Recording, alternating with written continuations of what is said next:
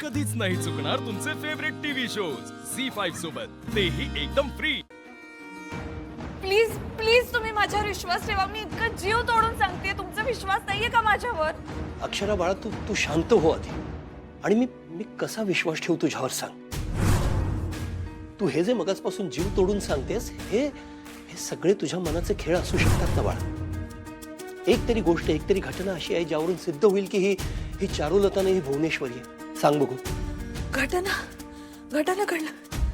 शाळा बाबा तुम्ही जेव्हा आपल्या शाळेचं नाव भुवनेश्वरी विद्या मंदिर बदलून चारुलता विद्या मंदिर करणार होता, तेव्हा यांनीच नकार दिला ना?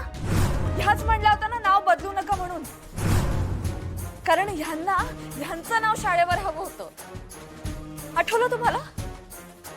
माझं नाव नाही द्यायचं शाळेला। काय गरज आहे तसलं काही करायची? इतकी वर्ष मी कुठे होते आणि माझा असा काय संबंध आहे त्या शाळेशी? अगं काय बोलतेस तू अक्षरा? ज्यांनी शाळा उभारली त्यांचंच नाव असायला हवं शाळेवर, असं वाटलं मला। आणि मी अशी अचानक आले, माझा आणि त्या शाळेचा काहीही संबंध नसताना माझं नाव त्या शाळेला का द्यायचं? मी का ते श्रेय घेईन? मलाही तेव्हा असंच वाटलं होतं की तुम्हाला श्रेय नकोय, पण खरं तर तुम्हाला तुमचं म्हणजे भुवनेश्वरी मॅडमचं नाव शाळेवर हवं होतं। हे आत्ता कळतंय मला। मॅडम, तुम्ही कितीही नाटकं केलीत ना, तरी मी तुम्हाला पुरतं ओळखते। तुम्हाला आठवतंय मॅडम, एकदा तुम्ही माझ्या समोर स्वतःचीच म्हणजे भुवनेश्वरी मॅडमची स्तुती करत होतात, आठवतंय तुम्हाला? तुम्ही म्हटला होता माझ्या मागे खूप छान घर सांभाळलं भुवनेश्वरी मॅडमने, मला जर भेटला तर मी मिठी मारेन त्यांना, असं म्हटलं होतं तुम्ही। त्यांना कडकडून मिठी मारणार तुम्ही असं म्हटलात कारण तुम्हाला माहित होतं तुम्ही तुमच्या समोर कधी येणारच नाही। बाबा, तुम्ही सांगत होतात ना यांना, आपल्या मुलाला भुवनेश्वरीनं अर्धशिक्षित ठेवलं, त्याला शिकू दिलं नाही, आपली त्याला शिकवण्याची सगळी स्वप्न मातीमोल केली, तुम्ही सांगत होतात ना? या तेव्हा काय म्हटल्या?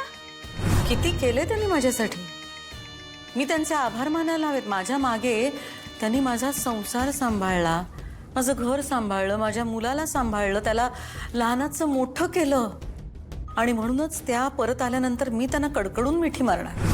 ज्यांच्यामुळे तुमच्या स्वप्नांची राख झाली, ज्यांच्यामुळे तुमची सगळी स्वप्न जाळली गेली, त्या व्यक्तीला या मिठी मारणार होत्या, आणि हे सगळं खरं वाटतंय तुम्हाला? अधिपतींना शिकवलं नाही म्हणून त्या आभार मानणार होत्या त्या व्यक्तीचे, हे सगळं खरं वाटतंय का तुम्हाला? मी त्यांचे आभार मानणारच आहे, त्या समोर आल्या की मी त्यांना मिठी मारणारच आहे, कारण माझ्या अधिपतीला त्यांनी शिकवलं नाही पण एक चांगला माणूस म्हणून घडवलं। आता ज्यांनी इतका चांगला माणूस घडवला त्यांचे आभार नको का मानायला?